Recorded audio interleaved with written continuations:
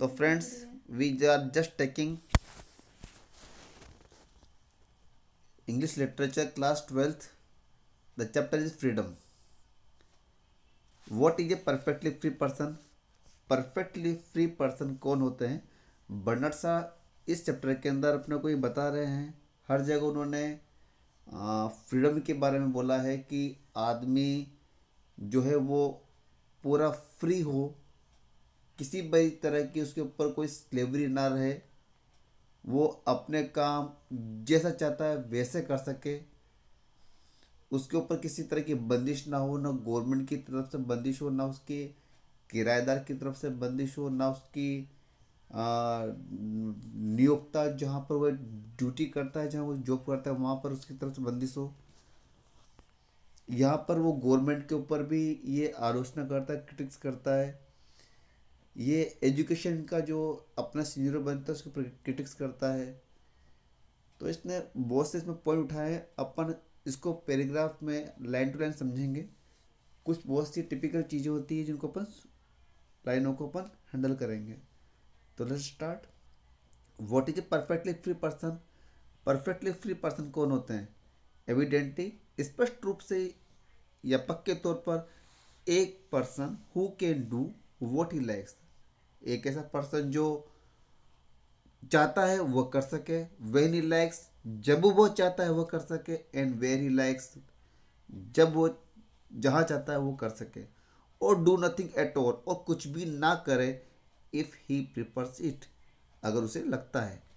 Well, well का मतलब खैर या तो भी. There is no such person, यहाँ पर इसका कोई पर्सन नहीं होता. And there never can be any such person, नहीं यहाँ पर कभी इस तरह का पर्सन हो सकता है. वेदर वी लाइक इट और नॉट, कोई इस चीज़ को पसंद करे या ना करे, हम में से कोई हो सकता है जो पसंद करे ना करे. क्या पसंद करे ना करे? कि whilst we must all sleep for half 1/3 of our lifetime, कि हमें हमारे लाइफ टाइम का 1/3 पार्ट तो सोना चाहिए. Wash dress undress we must spend a couple of hours of eating in drinking, हमें कई घंटे में गुजारने हैं ईटिंग में और ड्रिंकिंग में. We must spend nearly as much in getting about from place to place, हमें एक प्लेस से दूसरे प्लेस जाने में कई घंटे गुजारने, कई समय निकालना है. For half the day we are slaves to necessities. For half the day, किस लिए? हम लोग हमारी डेली जो नेसेसिटीज होते हैं हम उसके गुलाम हैं.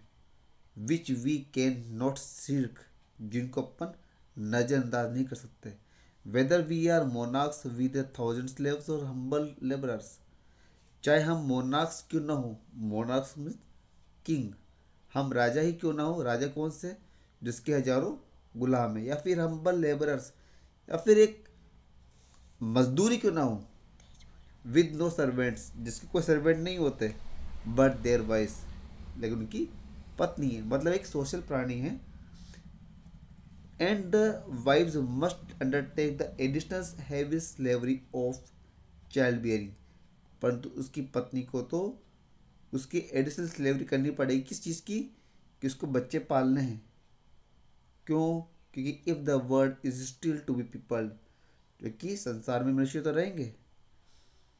देयर नेचुरल जॉब्स के नॉट बी शिर्क्ड, इसलिए इस तरह की जो जॉब्स होती है, इस तरह की जो नेचुरल चीज़ होती है, उनको अपन नज़रअंदाज नहीं कर सकते. But they involve other jobs, परंतु उसके साथ में कुछ अदर जॉब्स भी इन्वॉल्व रहती है.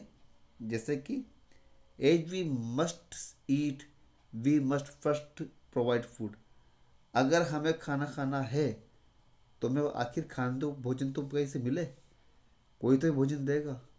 As we must sleep we must have beds and the bedding in houses, अगर हमें सोना है तो हमें पास बिस्तर तो हो घर के अंदर, विद फायर प्लेसेस, जहाँ पर अंगीठी होती है, एंड कोर्स वहाँ कोयले भी रखे हों. एक्चुअली ये जो बर्नार्ड शॉ हैं, इस तरह के जो राइटर्स हैं, वो लोग कोल्ड कंट्रीज़ के हैं, तो वहाँ पर तो उनको बिस्तर के पास में अंगीठी, जैसा कि अपन कई बार पिक्चर मूवी देखते हैं, अंगीठी होती है, कोयले रखे होते हैं वहाँ पर, उन्होंने इस तरह की बात बोली है। As we must walk through the streets, चाहे अपन गले में घूमें, we must have cloth to cover our nakedness, परंतु हमें हमारी नग्नता को ढकने के लिए हमारे पास कपड़े तो हों। Now food and house and clothes can be produced by human labour. Actually यहाँ पर जो इन्होंने रोटी कपड़ा और मकान, सॉरी हाँ, रोटी कपड़ा और मकान की जो बात करी, ये अपनी बेसिक नीड्स होती है, तो वो ह्यूमन लेबर के द्वारा तो प्रोड्यूस होगी कहीं ना कहीं पर, चाहे वो खेत खलिहानी क्यों ना हो, चाहे वो कोई फैक्ट्री क्यों ना हो, परंतु वहाँ पर ह्यूमन लेबर करेगी और इन चीज़ों को पैदा करेगी, बनाएगी। But when they are produced they can be stolen, परंतु उसमें खास बात यह है कि इनको ह्यूमन लेबर पैदा करेगी परंतु चुराई भी जा सकती है। अब यहाँ पर बर्नार्ड साहब क्या बताना चाह रहे हैं अपने को कि वो इन चीज़ों को पैदा करना चाह रहे हैं फिर चुराना चाह रहे हैं, ये इसको अपन समझते हैं। If you like honey you can let the bees produce it, अगर आप शहद पसंद करते हैं तो आप, कौन उसको बनाएगा शहद को, मधुमक्खी बनाएगी। ये बहुत सी चीज़ें ऐसी है जहाँ पर कुछ लाइन ऐसे आपको इररेलीवेंट लगेगी, आपको लगेगी आखिर हम बताना क्या चाह रहा है, लेकिन हम इसको अपन हल्का सा, मैं आपको पहले हिंदी में बता रहा हूँ, बाद में इसको हिंदी में थोड़ा सा आपको मैं बता पाऊंगा कि आखिर मैटर क्या है इसमें। Produce it by there labour, तो बीज क्या करेगी, उसको लेबर से प्रोड्यूस करेगी, वो परिश्रम करेगी बीज, and then steal it from them, और वहाँ से आप उनको चुरा सकते हो। एक्चुअली यहाँ पर बताया जा रहा है कि ह्यूमन लेबर जो कुछ भी बनाएगा, कोई मजदूर जो कुछ भी बनाएगा, उसको बाद आप चुरा लोगे तो उस ह्यूमन लेबर को तो दोबारा प्रोड्यूस करने के लिए काम करना पड़ेगा। एक बी से आप उसका शहद छीन लोगे तो उस बी को तो शहद बनाने के लिए दोबारा काम पर लगना पड़ेगा। कहने का मतलब यह है कि कोई व्यक्ति अगर बाय द वे काम कर रहा है, किसी तरह का कोई काम करता है, उस काम में आप विघ्न डालते हो या फिर आप ऐसा कुछ करते हो कि उसको तो काम करना ही पड़ेगा, तो कंटिन्यू काम करता रहेगा वो तो एक मशीन की तरह। तो यहाँ पर बीज है, उससे आपने ब्रश चुरा लिया, बेचारे को काम करना पड़ेगा। एक ह्यूमन लेबर है, उससे बाय द वे आपने जो कुछ उसने बनाया उसको चुरा लोगे, फिर दोबारा बेचारा काम करेगा। ऐसे यहाँ पर हॉर्सेस की बात कर ली उन्होंने कि अगर आपको एक जगह से दूसरी जगह जाना है तो आप हॉर्सेस यूज़ करोगे, आप कितना चलाते हो उनको, कितना खाना खिलाते हो उनको, ये सब मैटर नहीं है। यहाँ पर कुल मिलाकर बात ये है कि जो व्यक्ति काम करने के लिए आपके पास में आप उससे काम करवा रहे हो, चाहे वो औरत हो, आदमी हो, मधुमक्खी हो, घोड़ा हो, बच्चा हो, परंतु अगर बाय द वे आपके पास में कुछ काम करने के लिए है, वो आपके अधिकार क्षेत्र में है, आप उसके ऊपर राज करते हो, तो आप उससे काम करवा रहे हो, वो काम करता रहेगा। तो यहाँ पर जो बात आपको समझ में आ गई होगी। तो if you are too lazy to get about from place to place on your own legs, अगर आप इतने ज़्यादा आलसी हैं, टू लेजी करके और फिर बाद में नेगेटिव सेंटेंस बनता है हमेशा, अगर आप इतने लेजी हैं to get about from place to place, कि आप एक स्थान से दूसरे स्थान भी नहीं जा सकते, ऑन योर लेग्स अपने टांगों पर, you can make a slave of a horse, तो आप एक घोड़े को पाल सकते हो, आप एक घोड़े को बुलंद बना सकते हो आप। अब आप एक स्थान से दूसरे स्थान तक कितना भी चलें, बार बार चलें, सुबह से शाम चलें, कैसे भी चलें, परंतु आपके पास में एक हॉर्स रहेगा। You can also do sorry what you do to a horse or A B, तो आप एक हॉर्स के साथ क्या करोगे और एक बी के साथ क्या करोगे। नेचुरली अगर आपके पास में हॉर्स है और बी है तो आपको जितना चाहे उतना आप चलोगे, उसके साथ में आप जितना चाहे उतना शहद उनसे चुराते रहोगे, वो दोनों बेचारे काम करते रहेंगे आपके लिए। तो if you can get the upper hand sorry you can also do to man or women or child, और वही कंडीशन आपके साथ में यह रहेगी। बाय द आपके पास में कोई आदमी है, औरत है, बच्चा है, तो उनसे भी आप काम कराते रहोगे।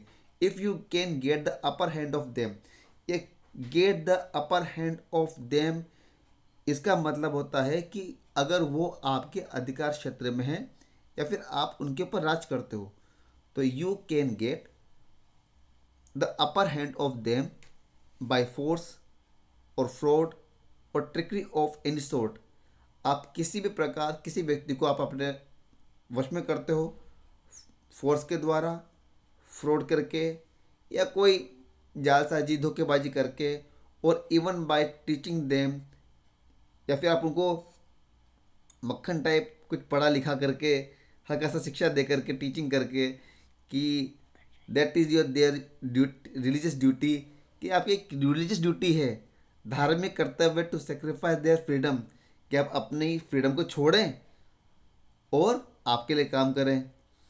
तो आप कैसे भी करके, बला फुसला करके, बाई फोर्स, आप बाई फ्रॉड या ट्रिक यूज़ करके आप किसी भी मधुमक्खी से बार बार शहद बनवा सकते हो, किसी भी घोड़े से आप जितना चाहो उतना पैदल सकते हो, किसी भी आदमी और बच्चे से आप जितना चाहो उतना काम करा सकते हो।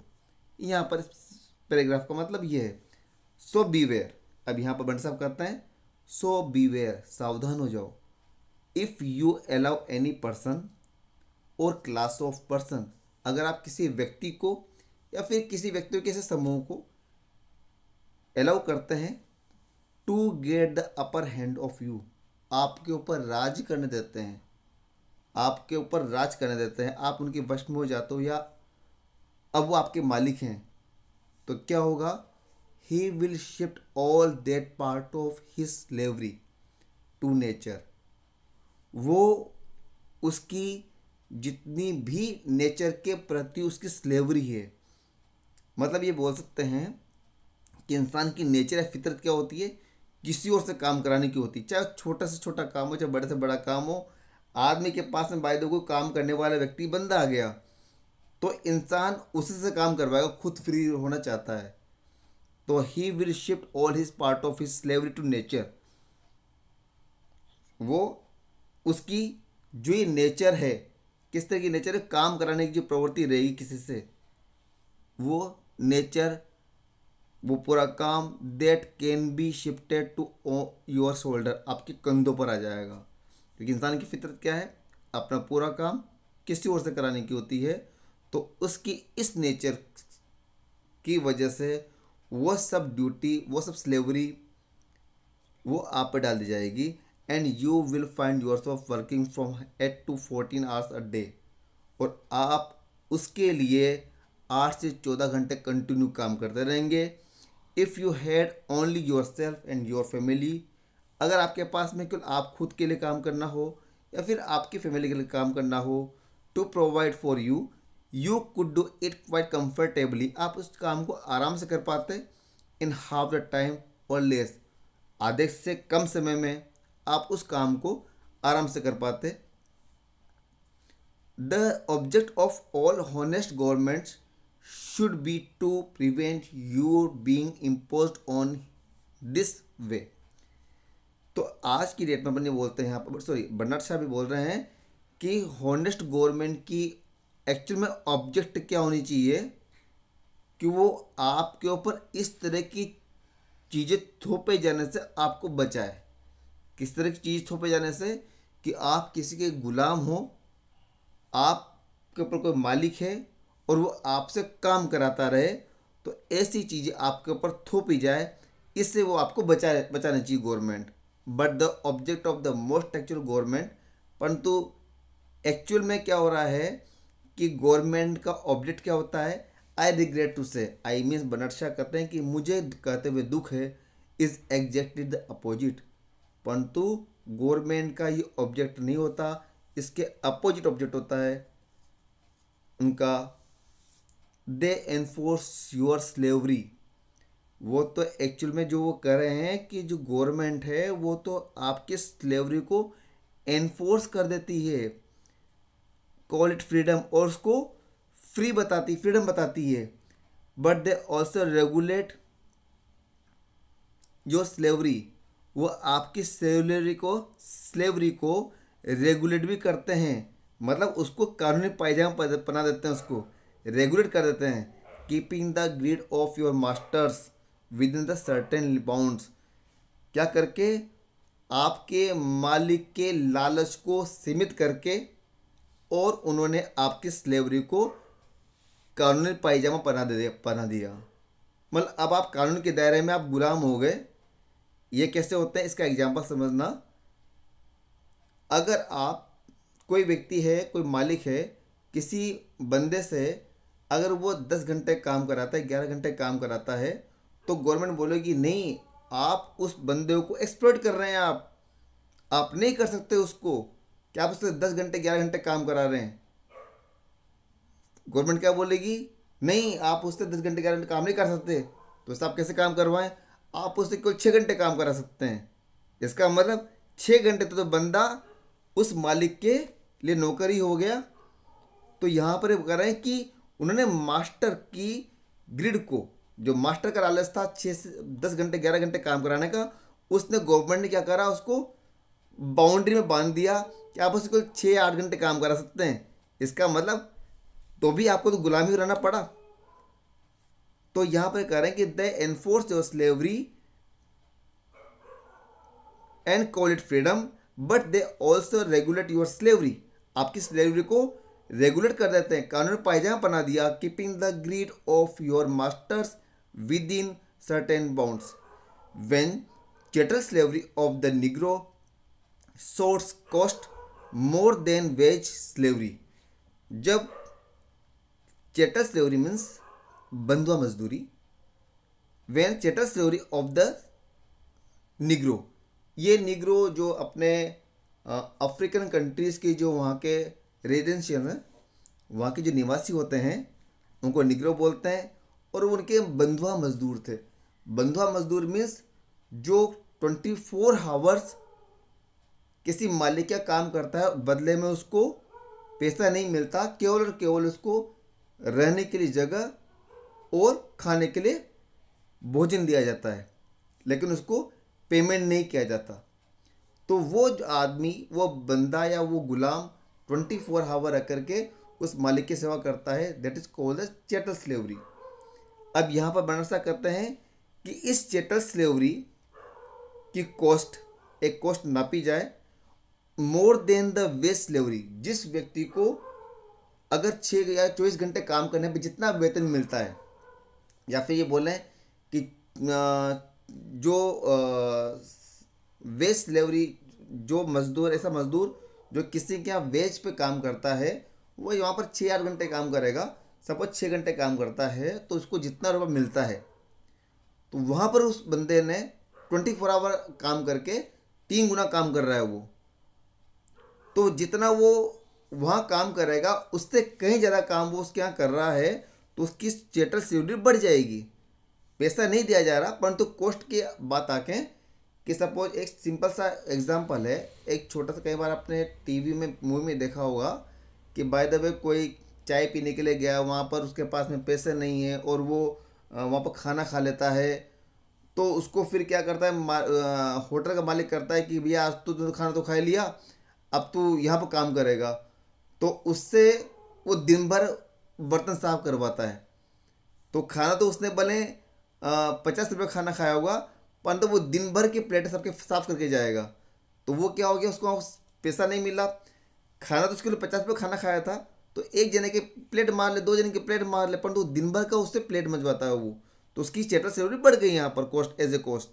तो यहाँ पर वो कह रहे हैं कि chattel slavery of the negro short cost more than wage slavery. अगर chattel slavery cost wage slavery से ज़्यादा बढ़ जाती है तो दे एबोलिश चैटल स्लेवरी। तो वहाँ की गवर्नमेंट क्या करती है, चैटल स्लेवरी को एबोलिश कर देती है, ख़त्म कर देती है।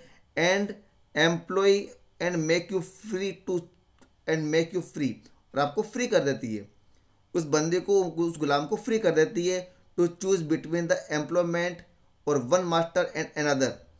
मतलब वो उस पहले वाले मालिक से छूट जाता है, परंतु काम तो करना पड़ेगा, अब वो दूसरे मालिक के जाल में फंस जाता है। तो वो यहाँ पर कहना चाह रहे हैं कि फ्री के नाम पर उसको वहाँ से मुक्त कर देती है गवर्नमेंट, उसकी चैटल स्लेवरी को एबोलिश कर देती है। एक्चुअल में वो एबोलिश नहीं हो पाता, वो दूसरे मालिक के जाल में फंस जाता है कि आखिर वो बंदा कहीं ना कहीं तो कमा कर खाएगा, वो गुलाम। तो employment or one master and another, एक एम्प्लॉयमेंट से दूसरे एम्प्लॉयमेंट या एक मास्टर दूसरे मास्टर के बीच में बेचारा जाता है। As they call a glorious triumph for freedom. और एक्चुअली उसकी चैटल स्लेवरी को एबोलिश करने को ग्लोरियस ट्रियम्फ मानते हैं। ग्लोरियस बहुत अच्छी, और ट्रियम्फ का मतलब जीत, कि हाँ हमने उसको जीत मिल गई है, उसको वो चैटल स्लेवरी से फ्री हो गया है। तो for you it is merely the key of street.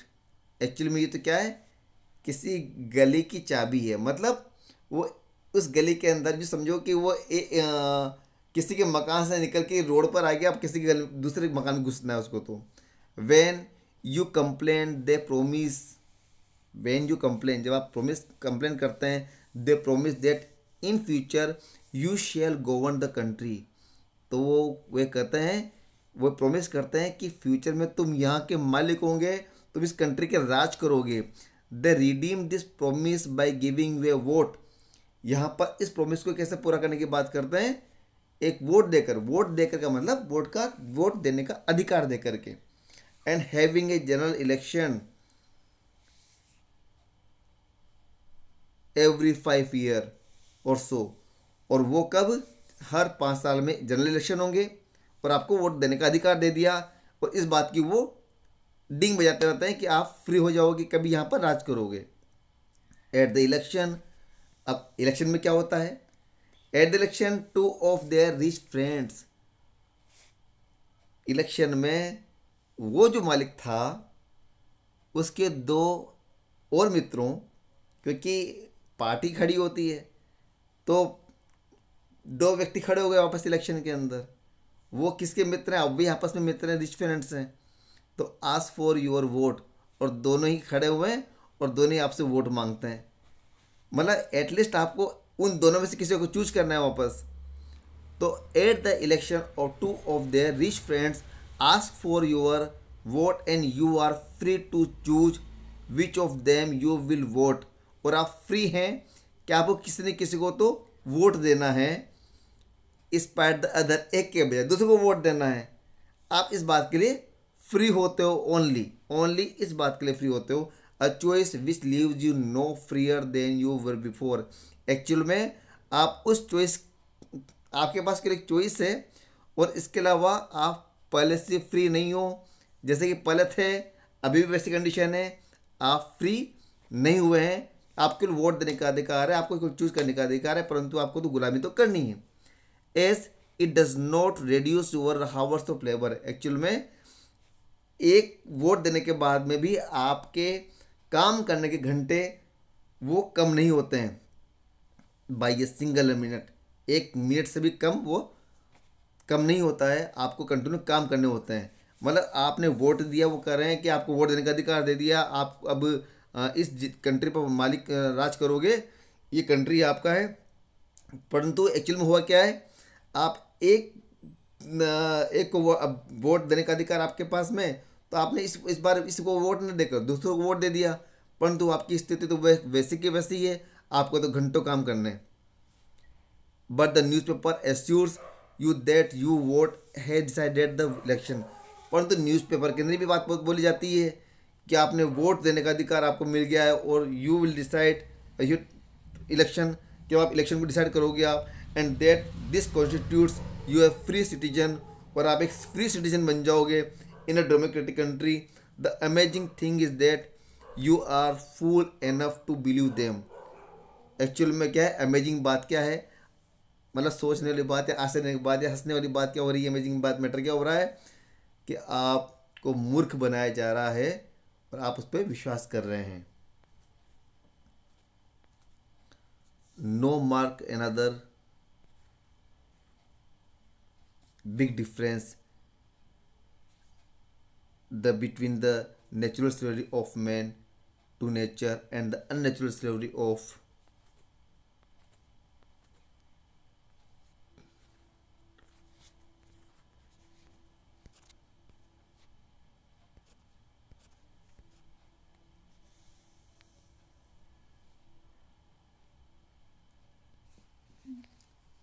now mark another big difference between the natural slavery of man to nature and the unnatural slavery of whatever। तो यहाँ पर अब next paragraph के अंदर से अब बर्नार्ड शाह यहाँ पर अपने को स्लेवरी के टाइप बताना चाह रहे हैं कि स्लेवरी किस किस टाइप की होती है और इनके क्या इम्पेक्ट होते हैं। तो वहाँ पर सबसे पहले जो स्लेवरी बताई है वो इस तरह की बोल रहे हैं वो कि डिफरेंस बताया उन्होंने कि natural slavery of man to nature, कि एक आदमी नेचर का भी दास होता है, नेचर उसकी मालिक होती है और वो नेचर का गुलाम होता है। And the unnatural slavery of man to man, और दूसरा होता है अननेचुरल स्लेवरी, जहाँ पर प्रकृति का रोल नहीं है और वहाँ पर वो एक आदमी किसी आदमी के अधीन ही गुलाम होता है। Nature is kind to her slaves. अब नेचर, जब यहाँ पर बात कर रहे हैं कि नेचर जब वो जिस चीज़ों में नेचर का वो दास होता है, तो और नेचर उसकी मालिकिन होती है, मालिक होती है, तो नेचर तो काइंड होती है। मतलब नेचर ऐसी मालकिन है जो वो काइंड होती है, दयालु होती है। If she forces you to eat and drink, अगर बाय द वे नेचर आपको फोर्सेस करती है, आपको भूख लग रही है, तो नेचर तो ये करेगी, प्रकृति ये रहेगी, ये खाना ही खाना पड़ेगा, भले आपकी इच्छा हो या ना हो, परंतु आपको खाना खिलाए मानेगी, आपको खाना खाना पड़ेगा, आपके नेचर की बात माननी पड़ेगी। ड्रिंक, पानी पीना पड़ेगा। She makes you eating and drinking so pleasant. अब यहाँ पर नेचर ने आपको इतना फोर्स कर दिया है कि आपको खाना खाना ही है, भूख लगी खाना खाएंगे, प्यास लगी पानी पियेंगे, परंतु आपको खाना खाना और ड्रिंकिंग करना अच्छा लगता है। मतलब नेचर ने आपको फोर्स किया, आपको गुलाम बनाया कि आप वो करी खाना खा, तो आपको खाना खाने में मज़ा आ रहा है। वो कह रहे पानी पी, तो आपको पानी पीने में मज़ा आ रहा है।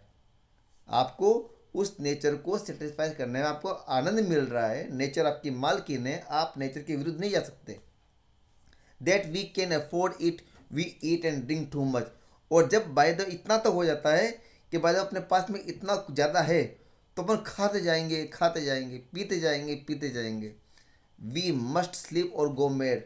हमें सोना चाहिए, हम सोएंगे अथवा पागल हो सकते हैं। But then sleep is so pleasant, परंतु स्लीपिंग भी इतनी प्लीजेंट लगती है कि वह हमें सुबह उठने में भी दिक्कत आ जाती है। That we have great difficulty in getting up in the morning. And firesides and families seem so pleasant.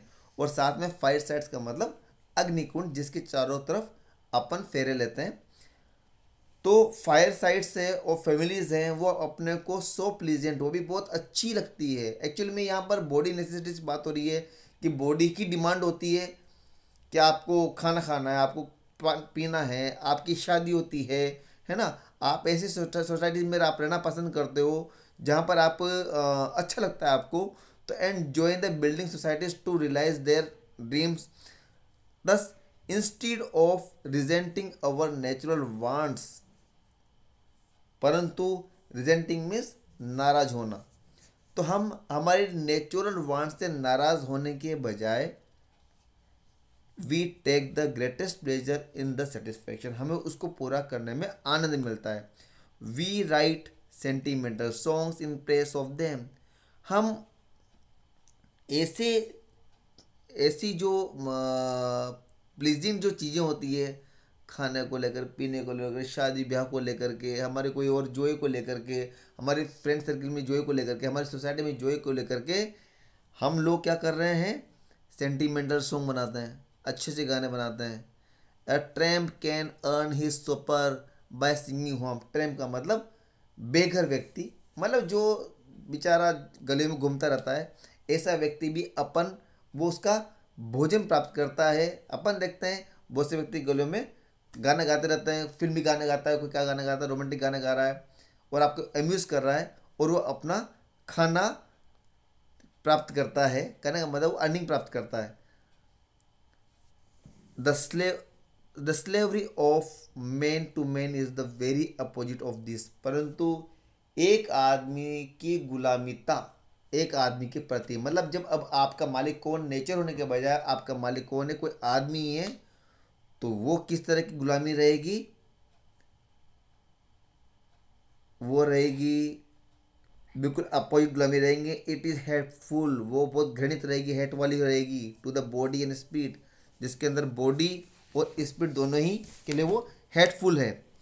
कौन पसंद करता है एक कोई भी व्यक्ति गुलाम होना। Our poets do not press in it. अपने जो कवि होते हैं वो भी कभी इस चीज़ को लेकर के प्रेस नहीं करते, प्रशंसा नहीं करते। They proclaim that no man is good enough to be another man's master. वो तो यहाँ तक दावा करते हैं। दे कौन? यहाँ पर जो पोइट्स होते हैं उनके बारे में बात कर रही है, या फिर बर्नार्ड शॉ की बात, सॉरी पोइट्स के बारे में बात हो रही है, क्योंकि दे यहाँ पर प्लूरल है, बर्नार्ड शॉ तो सिंगुलर रहेंगे। तो अगर बर्नार्ड शॉ की बात होती तो यहाँ पर ही वर्ड आता, परंतु दे शो कर रहा है कि यहाँ पर पोइट्स की बात चल रही है, जो इसके प्रेस में कभी गाना नहीं कर बना कभी कविता नहीं लिखते हैं एक मैन से दूसरे मैन की स्लेवरी में। तो दे प्रोक्लेम, पोइट्स प्रोक्लेम करते हैं, दावा करते हैं, घोषणा करते हैं कि यहाँ इतना अच्छा आदमी कोई है ही नहीं जो किसी दूसरे आदमी का मालिक बने। मतलब इतने अच्छा आदमी कोई नहीं होता कि वो इसमें जो दूसरे मालिक का मास्टर बनने की डिजर्व रखे, योग्यता रखे, इससे इतना अच्छा आदमी कोई नहीं होता यहाँ पर।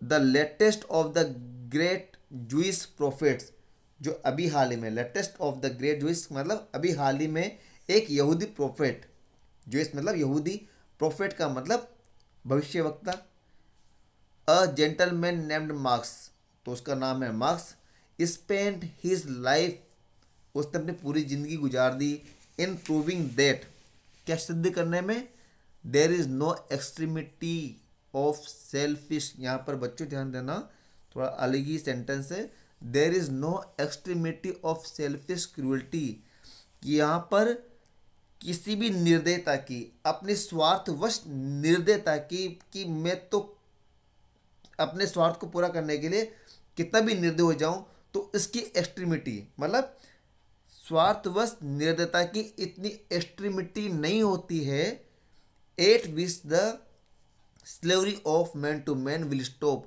कि आदमी की आदमी के प्रति स्लेवरी अपने आप खत्म हो जाए।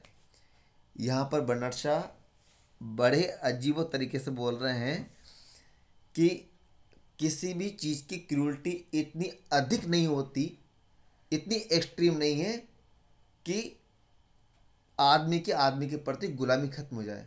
एक सिंपल सा एग्जांपल देता हूँ मैं। आप किसी पहाड़ पर चढ़ रहे हैं, अब वो पहाड़ कितना ऊंचा है, एक ऊंचाई के बाद में उसका प्लेन लेवल आता है, एक ऊंचाई के बाद में उसका प्लेन लेवल आता है। अगर बाय द वे कोई व्यक्ति चढ़ता है तो कि साहब वो इतना ऊपर जाने के बाद में उसका प्लेन लेवल आ जाएगा, और जब तक प्लेन लेवल नहीं आता है तब तक वो ऊपर चढ़ता जाएगा, ऊपर चढ़ता जाएगा, ऊपर चढ़ता जाएगा, जब तक कि प्लेन लेवल नहीं आता। तो यहाँ पर उसी तरह की बात है कि क्रूरटी इतनी बढ़ती जाएगी, इतनी बढ़ती जाएगी, वो स्टॉप ही नहीं होगी। आपके पास में आएगी there is no extremity, extremity का मतलब कोई ऊंचाई नहीं है, कोई ऊंचाई नहीं का मतलब वो सेल्फिश क्रूरटी बढ़ती जाएगी, बढ़ती जाएगी, जब उसका स्टॉप ही नहीं आएगा, मतलब मैन टू मैन स्लेवरी खत्म ही नहीं होगी। At which the slavery of the man to man will stop if it not be stopped by the law, अगर कानून बीच में नहीं आएगा, कानून ब्रेक नहीं लगाएगा, तो क्रूरटी इतनी बढ़ती जाएगी, इतनी बढ़ती जाएगी कि मैन टू मैन स्लेवरी खत्म होगी भी नहीं, और कानून को बीच में आना पड़ेगा, कानून ही बनाने पड़ेंगे।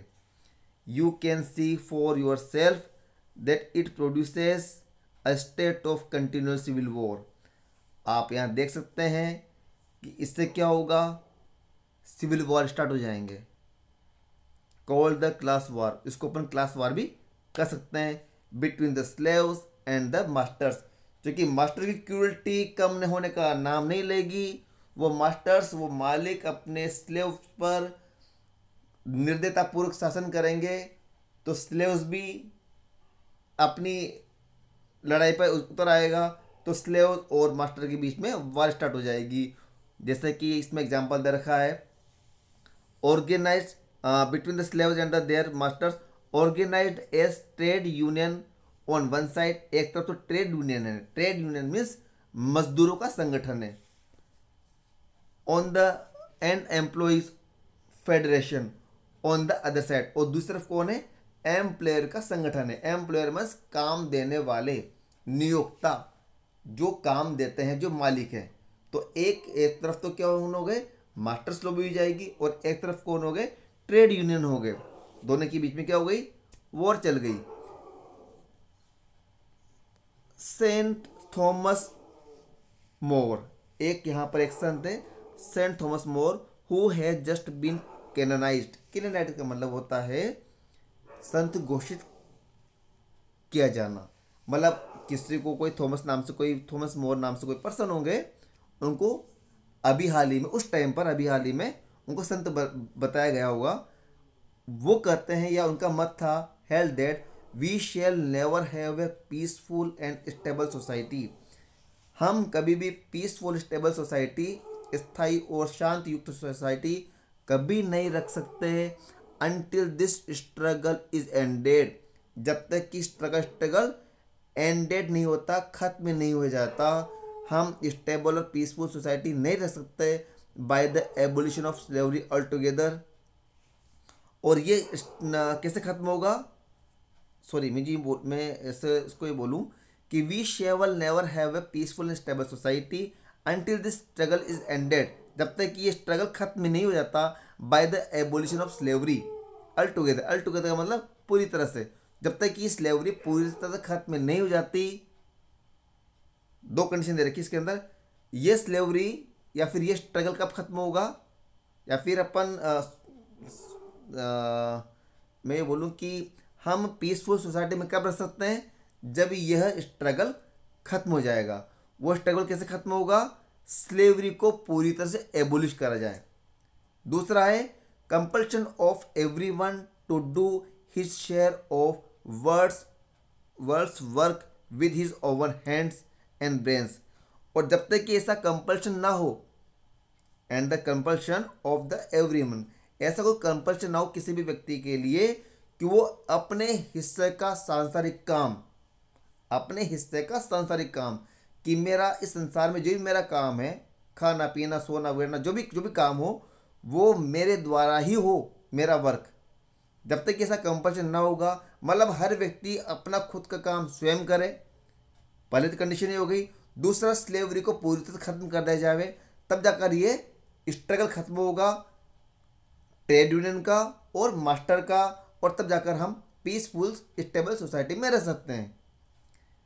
Naturally the master class through it's parliament and schools and newspapers makes the most desperate efforts to prevent us from realizing our slavery। यहाँ पर वर्णन सा कर रहे हैं कि मास्टर क्लास जो होती है, जो मालिक होते हैं, ये लोग पार्लियामेंट के थ्रू, स्कूल के थ्रू, न्यूज़पेपर के थ्रू, ये हमको गुलामी वाली रियलाइजिंग या फीलिंग से बचाने के लिए निराशाजनक एफर्ट्स करते हैं। टोटल शुद्ध भाषा। अब इसको थोड़ा ही समझें। वो ये कहना चाह रहे हैं कि जो मास्टर क्लास होती है उनके पास पार्लियामेंट होती है, पार्लियामेंट की मास्टर क्लास होती है, स्कूल्स होते हैं, यहाँ पे स्कूल्स का मतलब बड़ी बड़ी स्कूल है जहाँ पर बच्चे पढ़ रहे हैं और वही चीज़ पढ़ाई जाती है स्कूल के अंदर जो वो चाहते हैं। दूसरा न्यूज़पेपर भी उनकी होते हैं, जो वो चाहते हैं उसी तरह के न्यूज़पेपर में छपता है। तो ये सब क्या करती है? डेस्परेट एफर्ट्स करती है, निराशाजनक एफर्ट्स करती है। वो क्या अपने को स्लेवरी वाली फीलिंग आने से बचाने के लिए निराशाजनक एफर्ट्स करते हैं। मतलब वो इस तरह का एफर्ट्स कभी नहीं करते, या यूँ बोलें कि हम गुलाम हैं, इस बात का वो अपने को रियलाइज ना हो, ऐसा कोई काम नहीं करते। Naturally the master class through its parliaments and schools and newspaper makes the most desperate efforts to prevent us from the realizing our slavery from our earliest years. We are taught, हमें तो हमारे शुरुआती दिनों में ये पढ़ाया जाता है, we are taught that our country is the land of the free, कि हमारी कंट्री क्या है, शुरू से ही फ्री कंट्री है, स्वतंत्र कंट्री रही है, and that our freedom was won for us, और हमारी जो फ्रीडम जो हमें मिली है वह किसके द्वारा मिली है? हमारे फोर फादर्स के द्वारा मिली है। और उन्होंने कब प्राप्त कर ली थी? They made, when they made, they का मतलब फोर फादर्स, यहाँ पर वेन दे मेड, दे का मतलब फोर फादर्स, उन्होंने कब प्राप्त कर ली थी? कि जब they made King John sign Magna Carta, जब किंग जॉन ने मैग्ना कार्टा पे साइन कर लिए थे, हम लोगों ने स्वतंत्र हो गए थे, हम लोग फ्री हो गए थे। मैग्ना कार्टा का मतलब घोषणा पत्र। तो एक किंग था, किंग जॉन नाम से एक व्यक्ति था, एक राजा था। उसके पास में कुछ लोग मैग्ना कार्टा लेकर गए, जो भी हिस्ट्री रही होगी, घोषणा अधिकार घोषणा पत्र, उस पर उन्होंने साइन कर दिए कि तब हम स्वतंत्र हो गए थे। When they defeated the Spanish Armada, वो कहते हैं कि फोर फादर्स, देखा मतलब फोर फादर्स, वो उन्होंने जब स्पेनिश अर्माडा को हराया था तब हम स्वतंत्र हो गए थे। When they cut off the king Charles head, वो कहते हैं कि जब फोर फादर्स ने किंग चार्ल्स का हेड काट दिया था तब हम स्वतंत्र हो गए थे। When they made king William accept the bill of the rights, वो कहते हैं कि जब they made king William accept the bill of rights, जब किंग विलियम ने अधिकारों का बिल को एक्सेप्ट कर लिया था तब हम स्वतंत्र हो गए थे। When they issued and made good the American declaration of the independence, वह कहते हैं कि जब फोर्थ फादर्स ने इशू किया था और गुड डिक्लेरेशन कर दिया था किस बात का, American declaration of the independence, America स्वतंत्र होने का जो घोषणा पत्र बनाया था, तब हम फिर स्वतंत्र हो गए थे। When they won the battle of Waterloo, जब उन्होंने क्या जीत लिया, वाटरलू का युद्ध जीता। एंड ट्रफलगर, जब यहाँ पर दो युद्ध की बात चल रही, वाटरलू एंड ट्रफलगर, तो जब उन्होंने वाटरलू का युद्ध और ट्रफलगर का युद्ध जीता तब स्वतंत्र हो गए थे। अब ट्रफलगर का युद्ध कहाँ पर हुआ, on the playing field of the Eton, Eton एक कोई जगह है यूरोप के अंदर, उस ईटोन के प्लेइंग फील्ड में, प्लेइंग फील्ड का मतलब जहाँ पर युद्ध लड़ा जाता है, तो ईटोन के प्लेइंग फील्ड में ट्रफलगर और वाटरलू का युद्ध जीत लिया था तब हम स्वतंत्र हो गए थे। And when only the other day, और जब इन चीज़ों के बाद में other day, next day, they quite unintentionally changed the German, Austrian, Russian and Ottoman empires into republics। जब अदर डे क्या हुआ, कर लिया उन्होंने अनइंटेंशनली, बिना किसी सोच विचार के, उन्होंने जर्मनी को, ऑस्ट्रिया को, रशिया को और ओटोमन को रिपब्लिक में चेंज कर दिया, तब हम स्वतंत्र हो गए थे। ये सब कहाँ पर बताई जा रही है अपनों को, स्कूल्स में, पार्लियामेंट के द्वारा वहाँ के स्लेव्स को बताई जा रही है। वेन वी ग्रम्बल, जब हम थोड़ा गुर्राते हैं, जब हम थोड़ा गुस्सा करते हैं।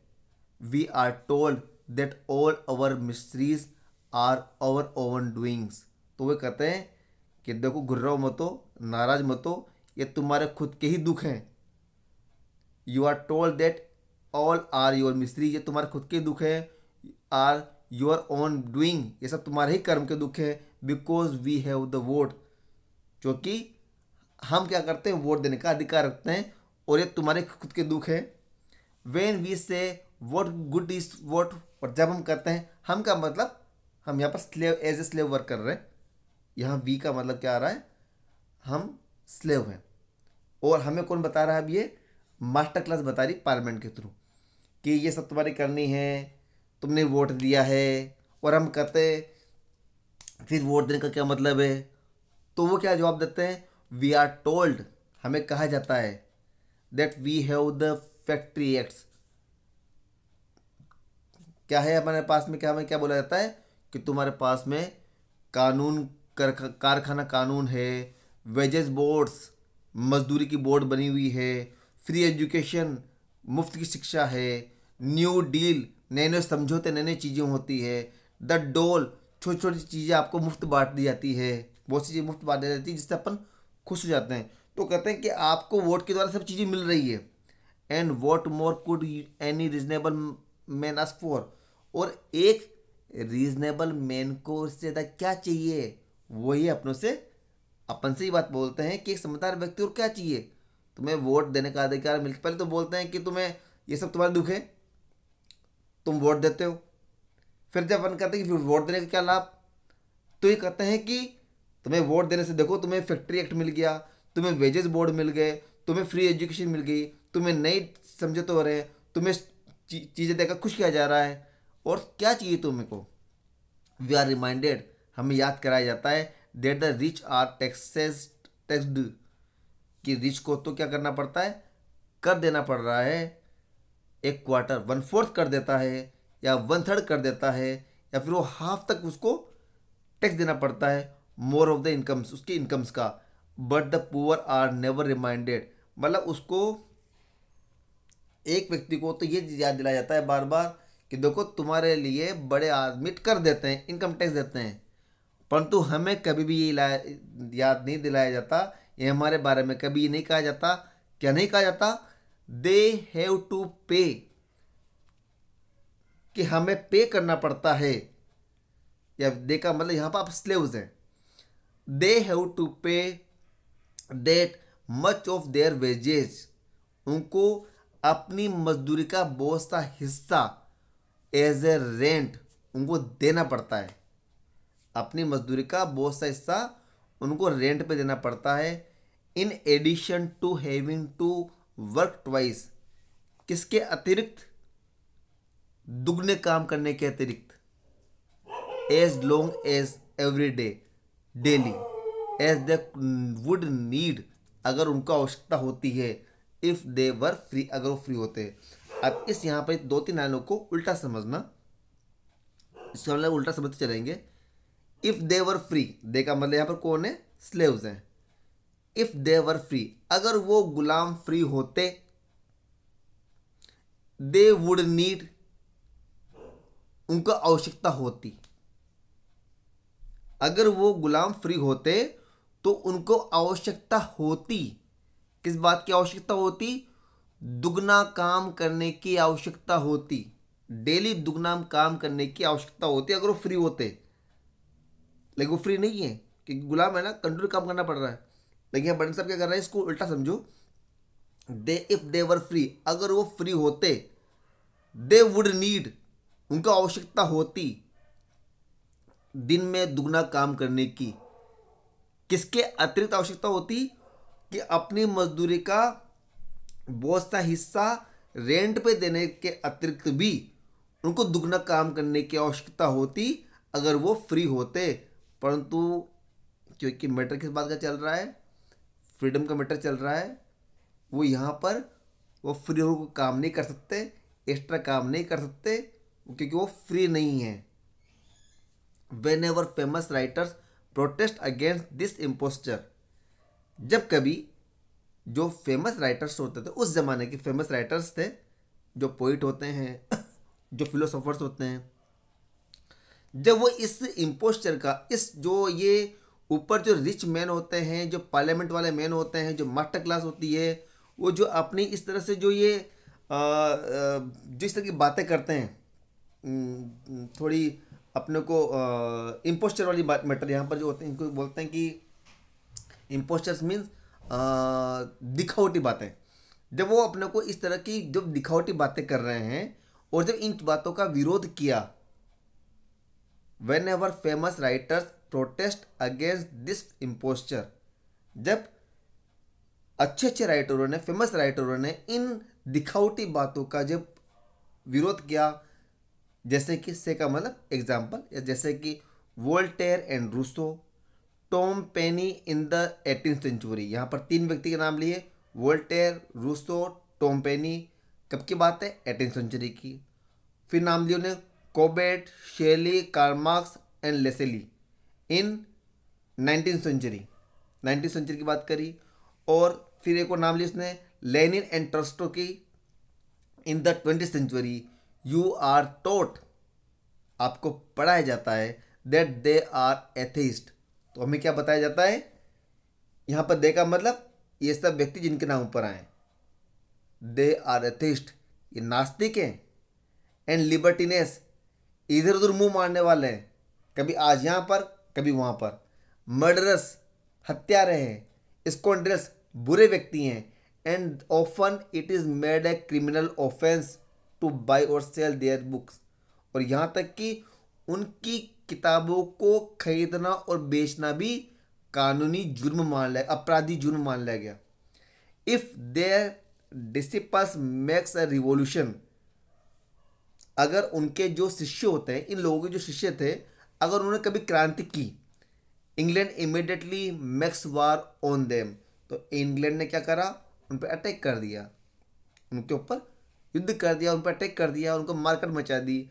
And lends money to the other power to join her in forcing the revolutionist restore the slave order. और इंग्लैंड ने क्या करा, मतलब इंग्लैंड का मतलब इंग्लैंड गवर्नमेंट ने क्या करा कि जो एक तो उनको रिवोल्यूशनिस्ट को दबाया, उन पर वार करी, और साथ में उन लोगों को पैसा दिया, दूसरी पावर को, मास्टर क्लास को पैसा दिया कि वो उनको ज्वाइन करें और रिवोल्यूशनरी को एनफोर्स बलपूर्वक उनको रिस्टोर का मतलब वापस स्थापित कर देना द स्लेव ऑर्डर। कि जो क्रांतिकारी थे, जो रिवोल्यूशनरी थे, उनके ऊपर स्लेव ऑर्डर कि दोबारा वो वापस स्लेव वाली कंडीशन में आ जाए, व्यवस्था वो वाली बन जाए। इसका फोर्स करने के लिए उन्होंने दूसरे लोगों को या मास्टर क्लास को या अमीर लोगों को पैसा दिया या उनको सपोर्ट किया। व्हेन दिस कॉम्बिनेशन हुआ सक्सेसफुल, और जब यह कॉम्बिनेशन सक्सेसफुल हो गया, यह कॉम्बिनेशन किस किस का, इंग्लैंड की गवर्नमेंट का और साथ में मास्टर क्लास के रिच पीपल का। एक तरफ तो हो गए स्लेव या फिर रिवोल्यूशनिस्ट हो गए, और दूसरी तरफ हो गए गवर्नमेंट प्लस रिच पीपल। तो जब गवर्नमेंट प्लस रिच पीपल जब जीत गई, when this combination was successful in Waterloo के युद्ध में, the victory was advertised as another triumph for British freedom. तो भी उसको किस बात की संज्ञा दे दी गई या किस रूप में इसको प्रचारित किया या एडवर्टाइज किया कि ब्रिटिश फ्रीडम मिल गई। And the British wages slave, और जो ब्रिटिश के जो वेज स्लेव्स थे, जो मजदूरी वाले गुलाम थे, instead of going into morning like Lord Byron, एक जो लॉर्ड बायरन है उसके शोक में जाने के बजाय, मतलब जैसे कोई व्यक्ति मर जाता है और उस पर शोक में जाने के बजाय, क्योंकि ये यहाँ मरा कौन, ये खुद ही मरे, परंतु ये लोग उसके शोक में जाने के बजाय उन्होंने क्या विश्वास किया, believe it all and cheer enthusiastically, उन्होंने इस चीज़ को चीयर किया। क्योंकि गवर्नमेंट अब क्या पब्लिश कर रही थी, क्या एडवर्टाइज कर रही थी कि इंग्लैंड फ्री हो गया, ब्रिटिश फ्री हो गए हैं वाटरलू के युद्ध से। और जो बेचारे जो वेजेस स्लेव्स थे वो मूर्ख बन गए, उन्हें बिलीव किया कि वो, और उन्हें चीयर्ड हो गए वो।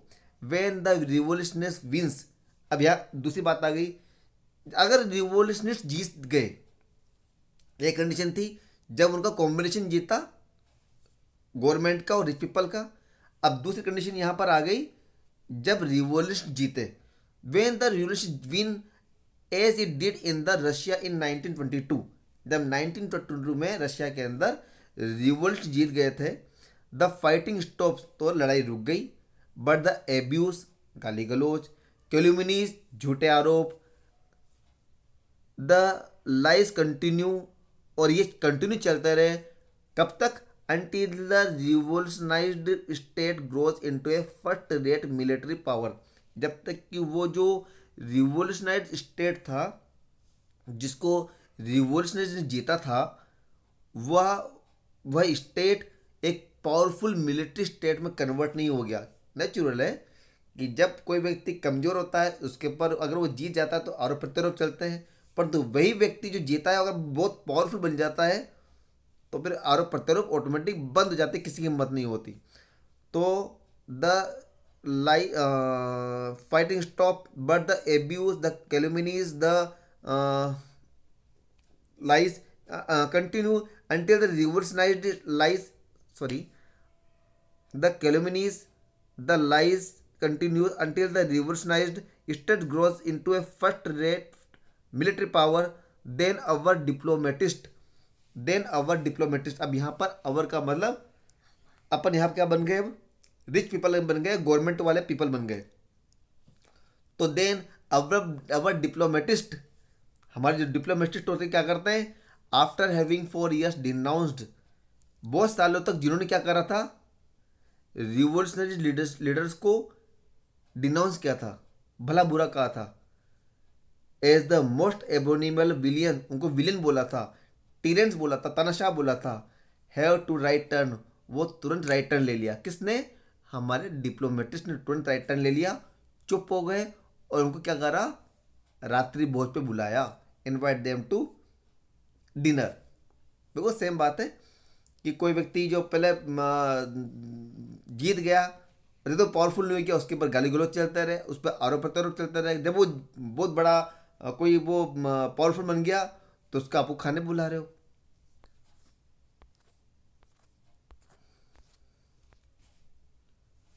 तो फ्रेंड्स, अभी तक मैंने जितना पढ़ा है इसको आप समझना।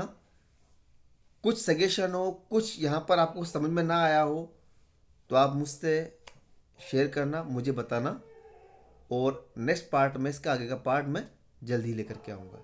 थैंक्स।